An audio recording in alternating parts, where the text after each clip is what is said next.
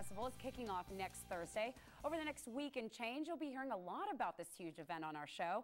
And one of the filmmakers that will be taking part is a local girl right here next to me, Andie Flores. And she actually goes to Northeast School of the Arts. Yes. And your film is entitled La Memoria de Amor. Yes. Wow, good morning. It's the memory of love. Yes. Now, first of all, you look very young. So you told me you were 18 years old. Yes. How did the love of filmmaking even start for you? Well, I've always done a lot of stuff in front of the camera.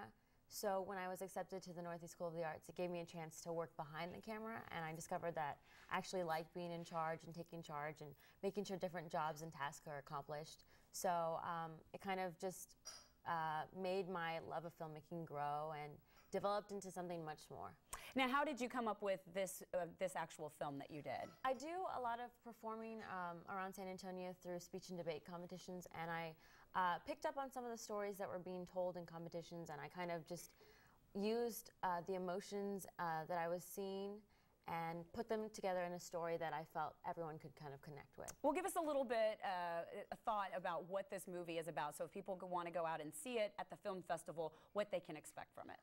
It's a movie about a father's journey to overcome tragedy, so that's kind of just leaving it a little mysterious there, but it's just more plays on the father's emotions and kind of carries it. It looks a little bit documentary style, but it's a very touching story. And we're taking a look at some of the footage, and it is done in Spanish with subtitles, yes, correct? Yes. And so when people go out and they're looking at something like this, what do you hope they take from your movie? Kind of a message of appreciating what you have when you have it, and just living for the day, because it's all about kind of missing what used to be and what was there. Now, what did you learn during the time you shot this film? I learned that in order to make a good film, you have to be able to work really efficiently with a good crew. And the crew has to kind of work together and collaborate to make sure that this one goal is met. And we have to make sure that we incorporate all of these different jobs successfully.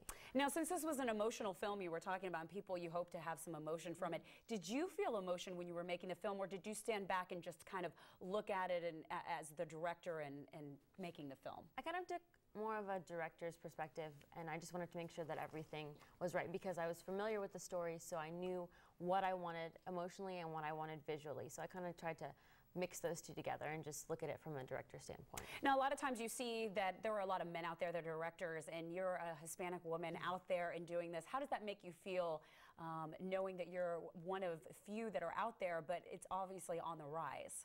I really enjoy it, actually. It's nice, and it gives me a feeling of like empowerment, that I'm doing something positive that hasn't necessarily been done a lot before. So. And being 18 years old, what do your friends and family say about this? They're proud of me. They support me a lot, so I don't know what I could do without like their support and stuff. Well, we want to take a look at the information again for the film festival, so we can put it up there so people can go check out Andie's film. The film festival is happening next week, June 25th through the 28th, and actually Andie's film is playing on the very first day, and you can find out all that information, times and everything at KBB.com. And Andie, good luck with it. It looks really good, and we're excited about being able to experience that with you. Thank you. All right, it's 7:51 now, and coming up, the blazing heat continues. Sean is going to tell us if there's any relief on the way in his 7-day forecast, plus how one man owes his life to his TV.